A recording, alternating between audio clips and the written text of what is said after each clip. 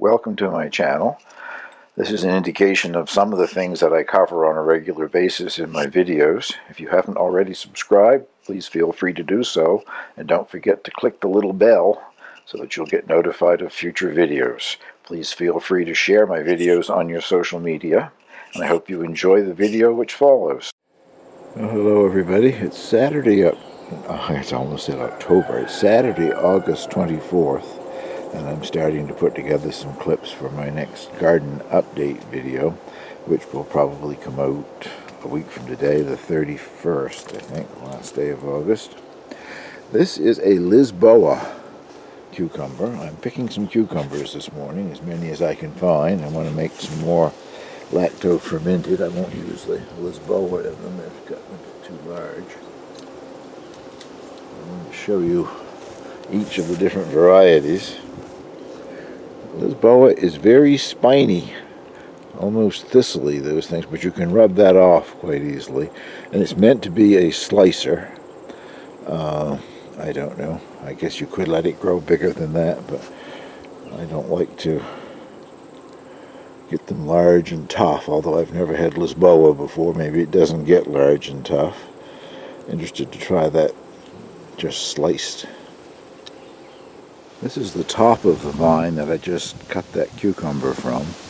Lisboa is the first one to make it to the top of the cage here. They're all climbing, but not quite as enthusiastically as Lisboa is doing, at least not yet. This variety is called Mini Crunch.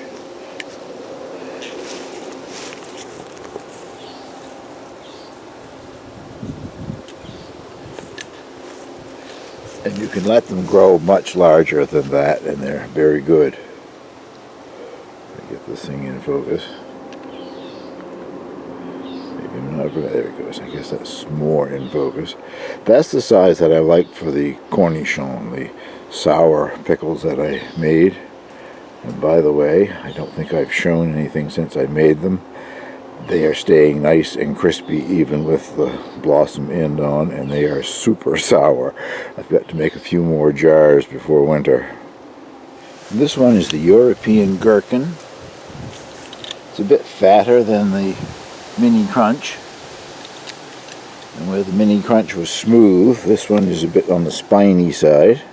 But once again, they rub off very easily, and they make a great pickle.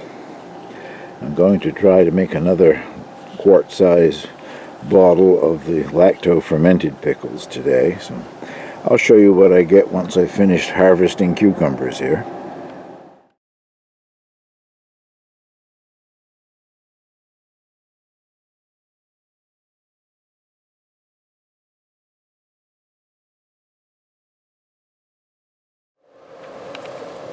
Well, I think that's a reasonable result.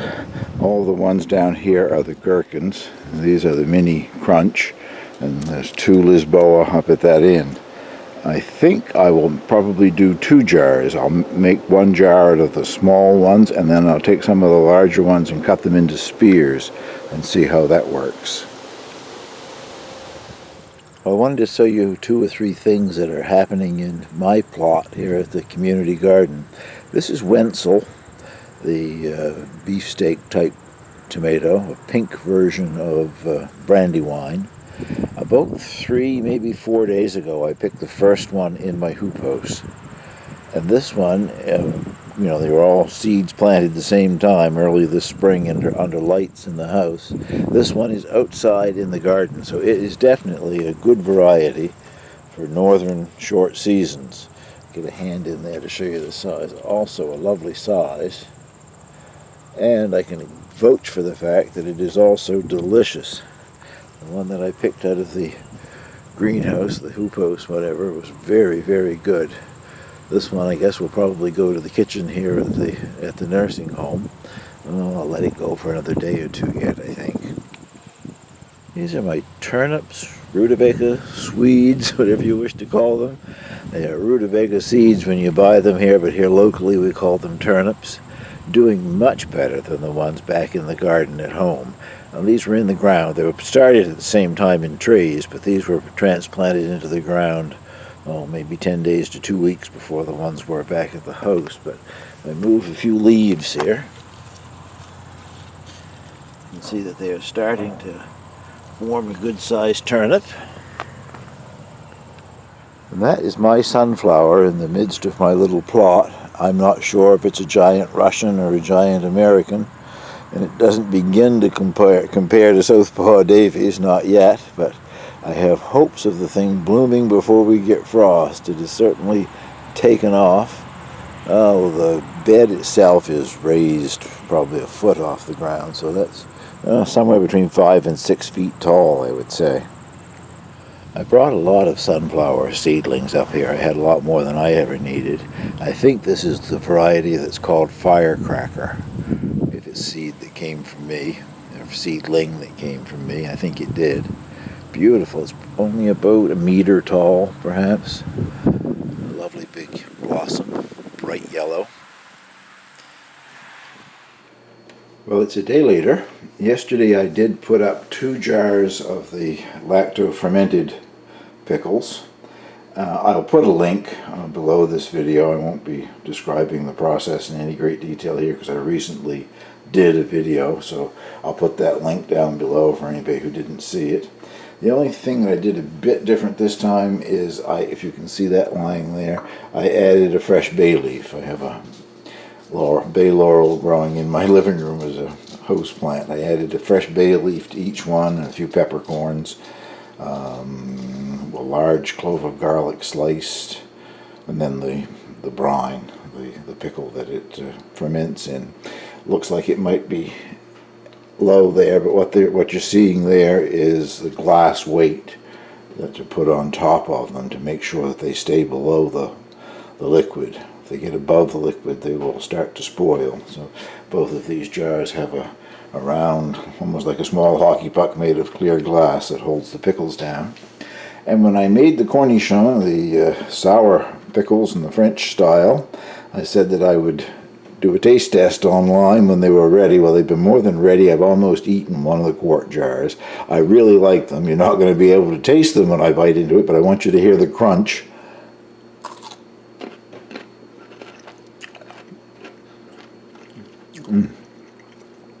And they are very sour. It's a vinegar sour, of course.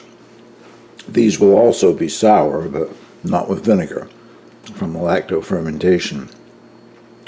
But even though I put the whole pickle in, whole cucumber, didn't cut the blossom end off, they're staying nice and crisp, I did use pickle crisp. Sodium chloride. No. Yes, I think so. Anyway, I'll verify that a little later on because it's going in the next recipe that I'm going to do here. So that was roughly half of the cucumbers that I picked yesterday, and moving on now, doing another pickling recipe. I might as well say it now before I forget. It was not sodium chloride, it is calcium chloride. And the product is called Pickle Crisp, which I'm going to be also adding to the batch of pickles that we're going to start here in a minute. Well, to start with, I'm going to make a pickling brine. The vegetables that go into this get pickled for 2 hours in a salt brine. That's 6 cups of just tap water and a half cup of pickling salt. That's my oven going beep, beep, beep. The glasses, the jars that I'm using for this have just come to temperature. I just put them in the oven, let them on the preheat, and let it heat up to 350, and then I shut it off immediately and let them cool back down. The recipe is one from oh dear, how do you say his name? Emeril Lagasse, the TV chef on the Food Network, or one of those networks. I've seen a few of his programs, I guess, over the years. I'll put a link to the recipe. I noticed that they don't attribute it to him, though. They say author unknown, so evidently it's not his original recipe. And I'm not doing it just exactly as he has it written out there. For one thing, it's called sweet, and I haven't told you what it is. It's sweet and spicy pickles. And for spicy, he's using dried cayenne peppers. and they have to be boiled in the vinegar and whatever to sort of bring them back to life. Well, I've got a garden full of fresh chili peppers. I'm not going to go buy dried, so I'm going to use some of my fresh variety. And I noticed in a comment down below his recipe, one of the people who had made it, in the recipe he said it makes 4 pints, and whoever the person was who left the comment said this makes 8 pints, not 4. So I don't know what to expect, so I sterilized 8-pint jars anyway, 8 to half liter or half quart jars. And now let's get the vegetables ready.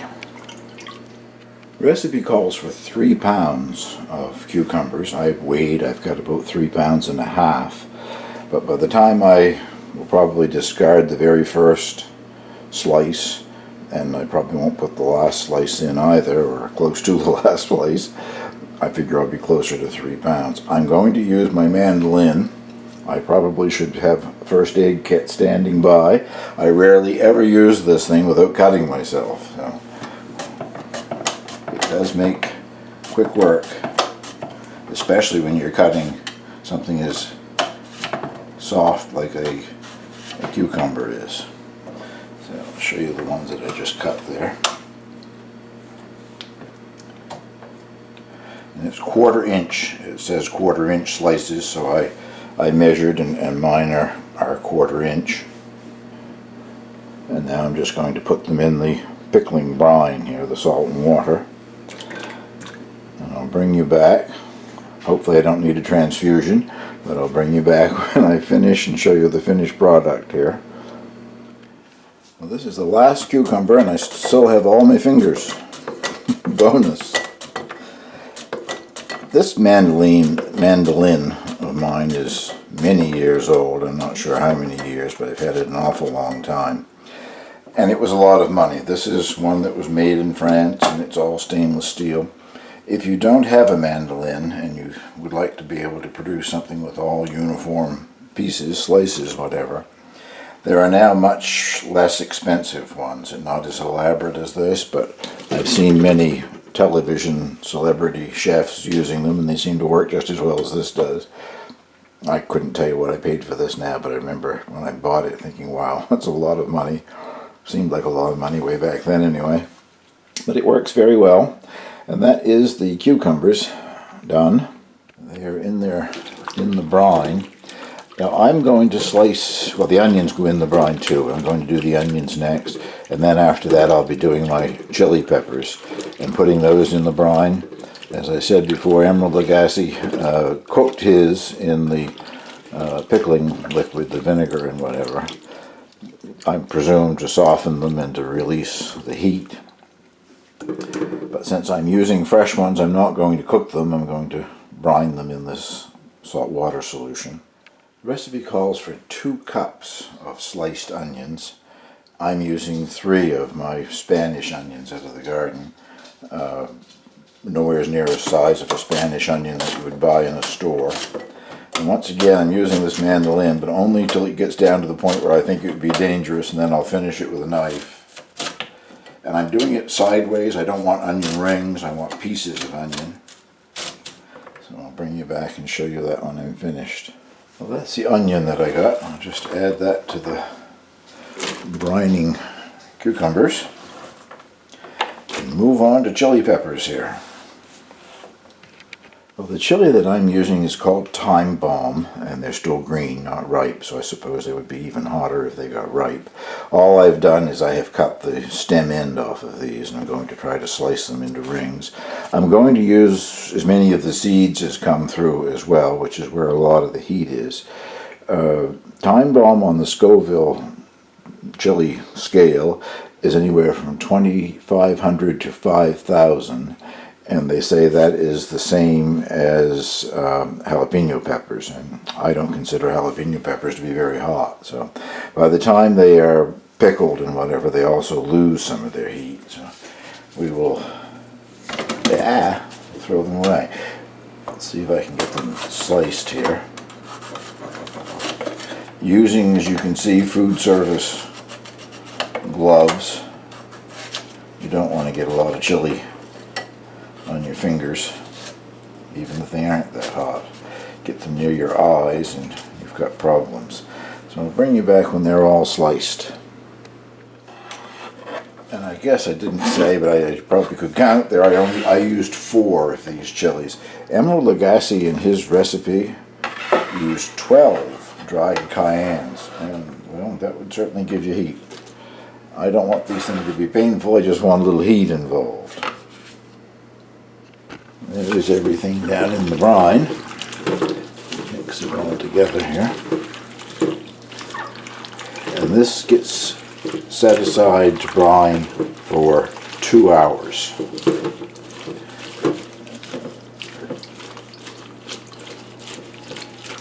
So, in the meantime, we can prepare some garlic, I guess.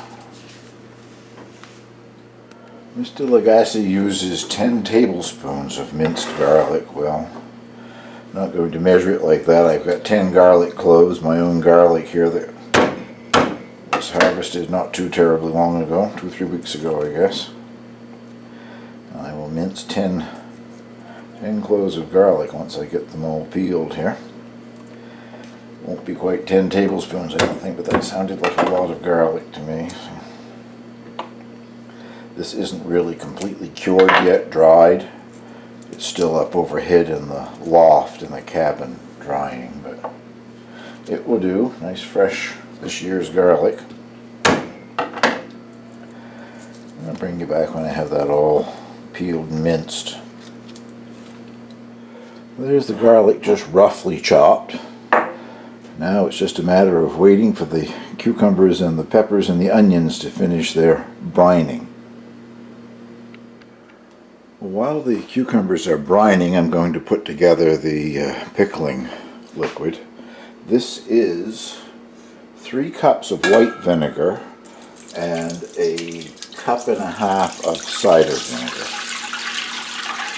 Already mixed together there. Woo.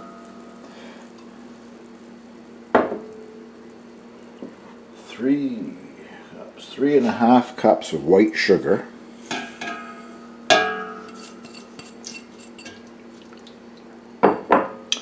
All of the garlic. 2 tablespoons of yellow mustard seeds and 4 whole cloves.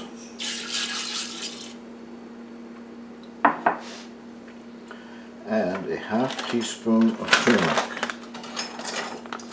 If I can find my 1/2 teaspoon measure here.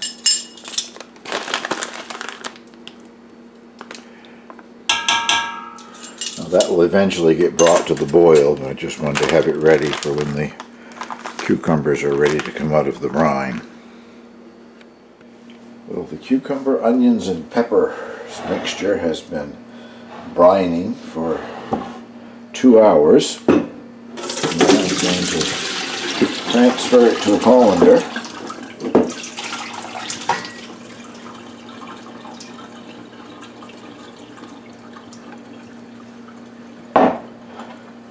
That is, if I can get them all out of the bowl.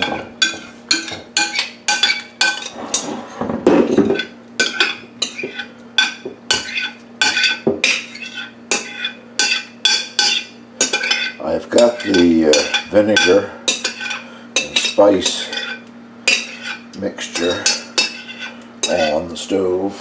Just turned it on so that it will come to a boil. And these need to be thoroughly rinsed to get rid of a lot of the salt. Rinse them in cold water. The recipe suggests about 5 minutes, and that's probably a good idea. I'll run a lot of cold water through them anyway to get rid of any of the salt that's on the surface of them. By pickling them in the salt brine, a lot of the moisture has leached out of the cucumbers, which will make them even crisper. But you don't want to consume all of that salt. And you don't want your pickles to taste all that salty. So as soon as the pickling mixture comes to a boil, I'll bring you back. Well, the vinegar and spice mixture has come to a boil. It's been boiling for a minute or 2 now, and smells very good. Now you add the cucumber and onions, and in my case the chili peppers back in. I seem to always want to stick to surfaces for some reason. You don't cook this or boil it. This gets stirred and just brought back to the simmer. You don't want to turn your pickles into mush. But as soon as this comes back to the simmer for a minute or two, I'll be putting it in bottles. Well, the pickles have come to a simmer, quite hot, and I removed them from the heat. And I am going to use pickle crisp, but once again I'm going to be doing something different than what Emerald Lagasse suggested. He suggested a ½ teaspoon per pint jar. The manufacturer only puts 1/4 teaspoon in a quart jar and recommends 1/8 teaspoon for a pint jar. So I'm going with about 1/8 teaspoon. That's 1/4 teaspoon measure, and I'm just putting in maybe a little bit over half of that. And they get ladled in here.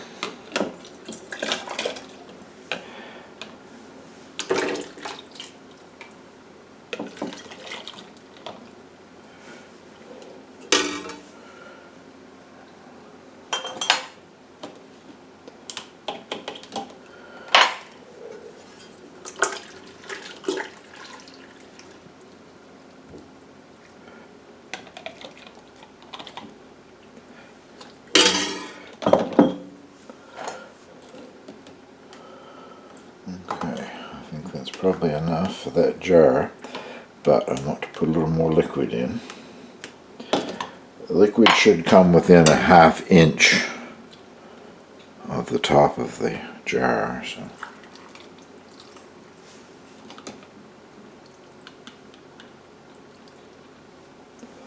that's about right.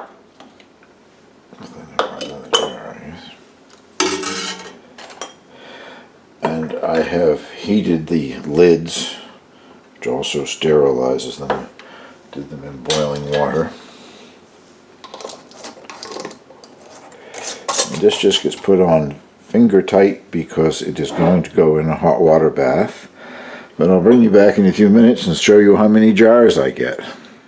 Well, I got 6 jars, 5 which are really quite full, and this 6th one not quite so full. I'll try to remember, I'll can them all, but I'll try to remember to open that one first. It isn't really as full as the other jars, but certainly you get more than 4 jars, as the recipe says. The lady or man, whoever it was, said you got 8. Well, I didn't get 8, I got 6. But now I'm going to get the hot water bath canner ready and can them. Well, the canner has come to a full rolling boil. And once I get all 6 jars in there,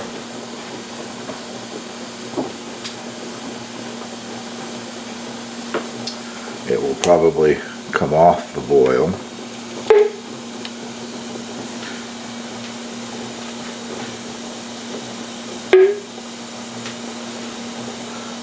The jars are popping because, surprisingly enough, they sealed while this was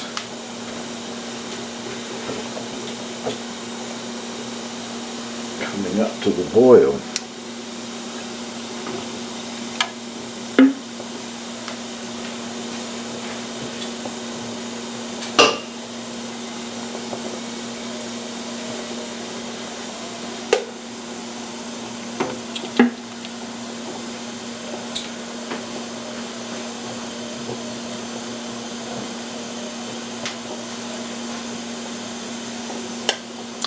Now, I let this return to a full rolling boil, which will take a few minutes, and then time it for 15 minutes.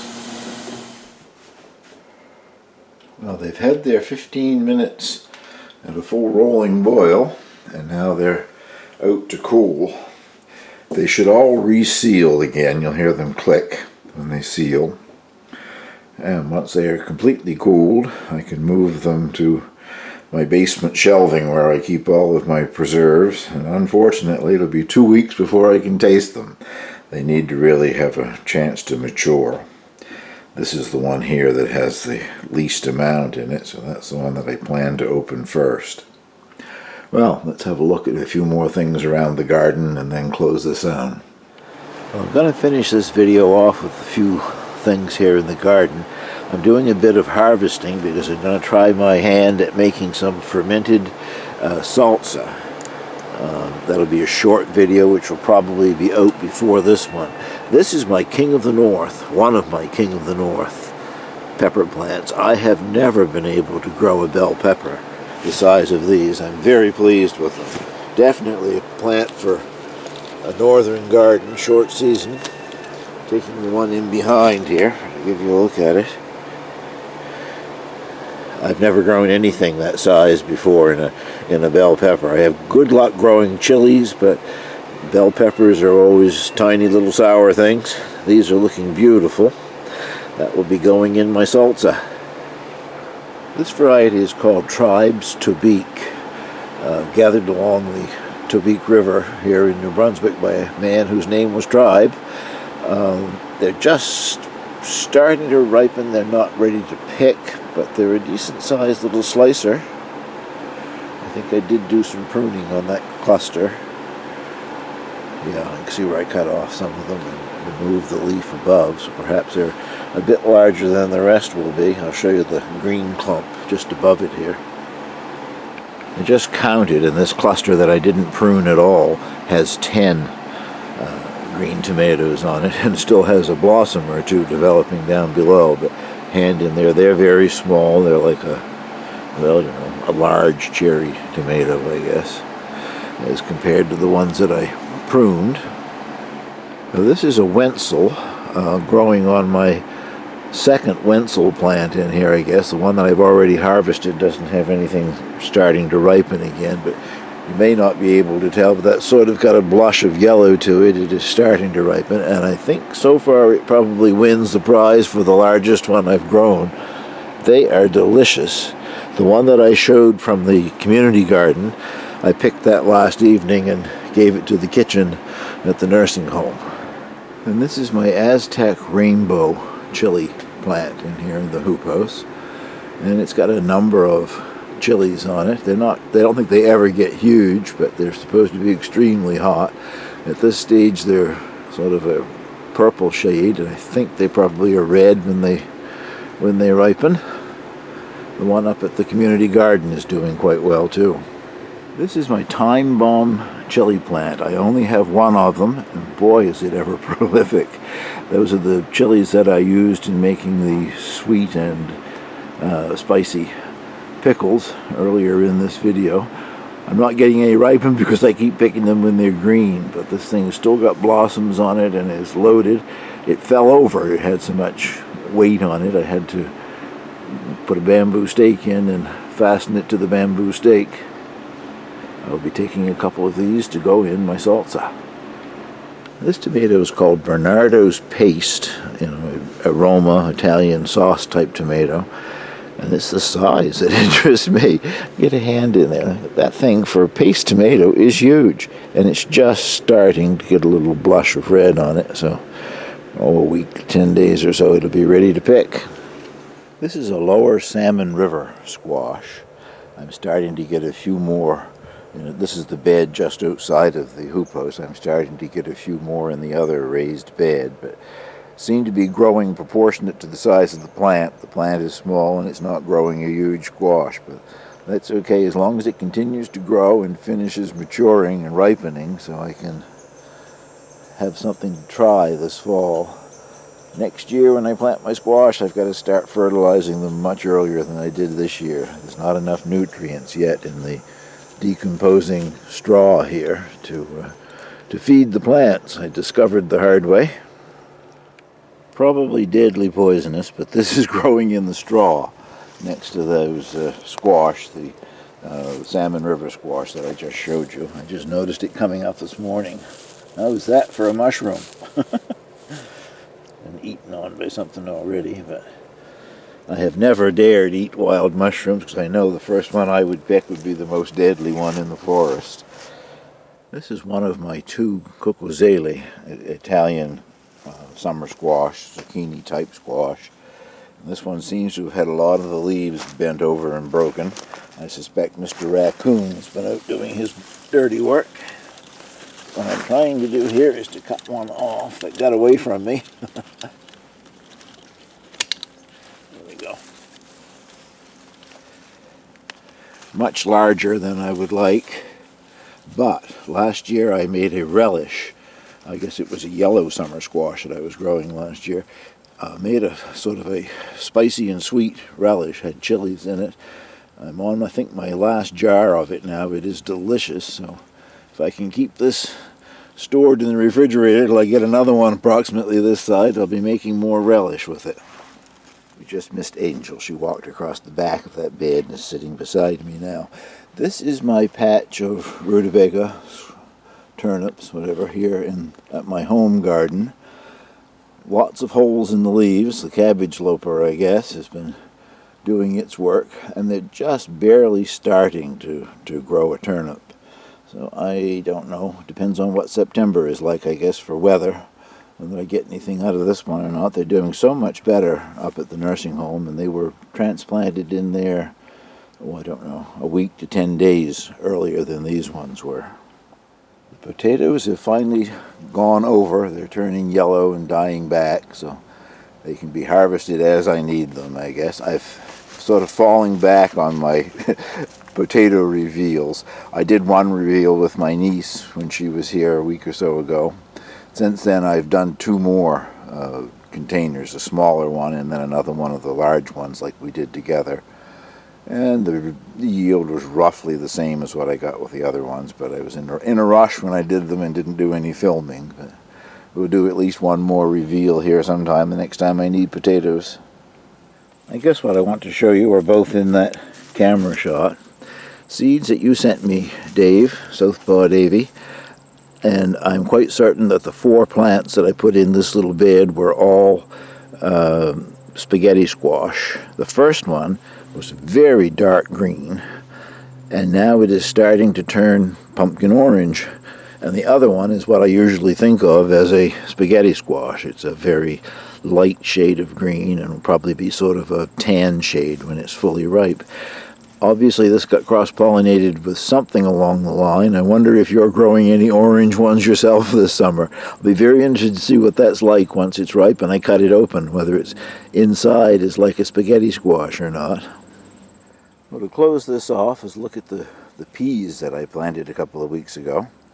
And they're coming up quite nicely. There is a spot there in the center, which I'm sure you must be able to see, where it's very sparse. I thought I planted them sort of equal thickness the whole way down through, but something happened there anyway. There goes Angel. She has done her photobomb. So that will conclude this video. I've now got to cut some sticks and put in here because these are they're a variety that needs some staking. They only grow, it said, waist high, but it would be a mess if you didn't have something for them to grow up, so that's a chore to do later on today. Thank you very much for watching.